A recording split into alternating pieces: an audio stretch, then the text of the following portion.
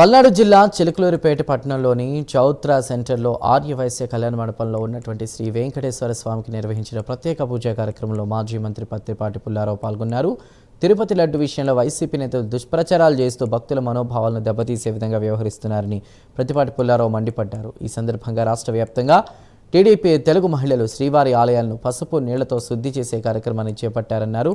శ్రీవారి జోలికి వెళ్లిన ఎవరికీ కూడా భవిష్యత్ అనేది ఉండదని ఆగ్రహం వ్యక్తం చేశారు.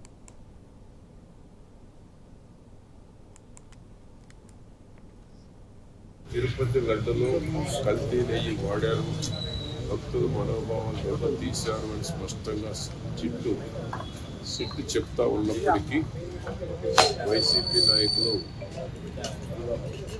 పాలు లేకుండా నెయ్యిని తయారు చేశాన చరిత్ర కూడా వైసీపీ పార్టీది, ఆ ముఖ్యమంత్రి జగన్మోహన్ రెడ్డి. ఇంత పెద్ద తప్పు చేసి కూడా ఎదుటి వారి మీద ఎదురు దాడికి దిగుతూ ఉన్నారు. ఎదుటి వారి మీద దాడికి దిగటమే కాకుండా రెచ్చగొడతా ఉన్నారు.